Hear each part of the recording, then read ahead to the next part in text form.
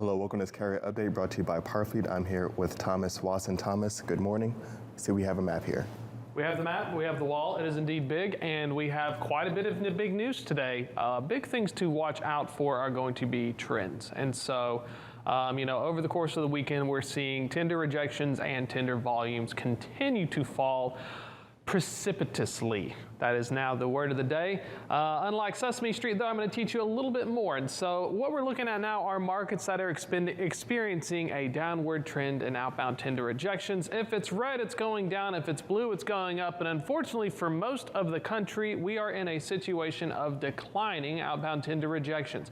What does this mean for the casual observer? Well, if outbound tender rejection volumes, the index goes down, fewer rejections, it means carriers have fewer options. If you had 5 loads and could only pick 2, you're going to pick the 2 most expensive ones, higher rejection, and then vice versa with the inverse. So what we're witnessing now is a great cooling overall of the market. Some spots isolated in the country, like the Great Plains, remain elevated, but for most of our large volume lanes, we are experiencing this downward trend. We'll kick it over to chart number 2 real quick.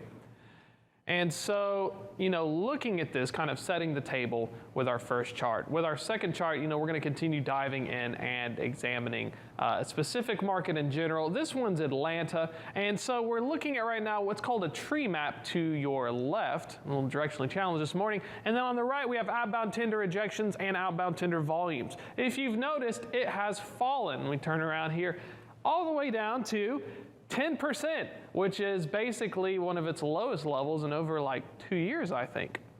Yeah, Thomas, when we're looking at this downward movement, I think the big question is, okay, where's the new baseline? Where are we going to start to settle, see where volumes are going to start to moderate, where is rejection going to go from here?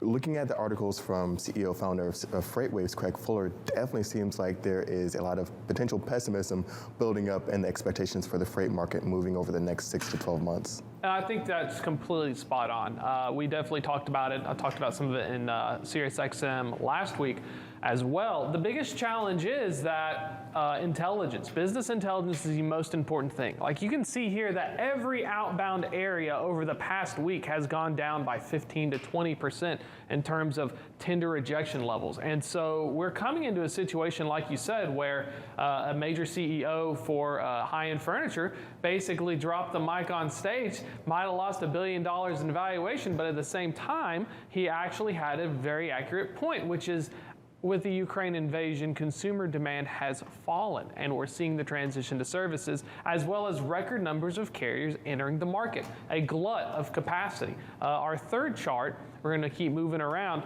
is showing a further breakdown of these rejections. The only, if you're a carrier, of course, the only beacon of light is if you are flatbed. Outbound flatbed rejections remain high at 34% just because it's specialized equipment and it's tied into underlying macroeconomic trends like construction and manufacturing. And so it's very interesting. We see that reefers and vans are continuing this downward movement, but flatbed has actually gone up over the past 6 months. So if you're an open deck carrier, expect to see continued activity. Additionally, open deck carriers will rotate between dry vans and flatbed chassis. So they're going to start bringing back out the flatbed containers as we see this decline in van rates.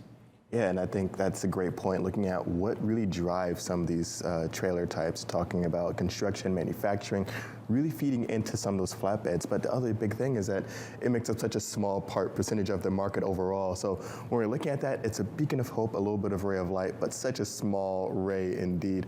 Thomas, as we move forward, of course, the time of the year, we're looking into produce season. I'm not specifically asking about reefer, but do we expect this to potentially bring some upward movement or some life back into the freight world?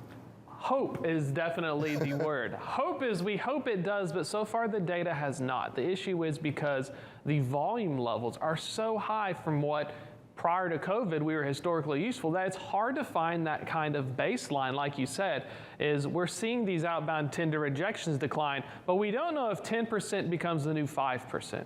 We don't know what index of the volume is going to be this new elevated one. Because as we're switching to services as well, you get this double whammy where higher fuel costs, I'm actually able to go out. So I'm going to go to concerts. I'm going to go do travel. I'm going to do things that don't involve shipping it in a truck. And then I'm also witnessing everyone buying trucks.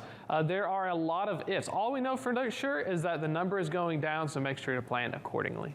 That's right, plan accordingly, especially if you're new to this industry, haven't been through a down cycle yet. There is going to be a lot to learn in this upcoming season of freight and transportation. Thomas, thank you so much for this update. We'll check in with you again in just a few moments here, but right now we're going to toss it back over to Kaylee Nix, who has our Monday guest here with us.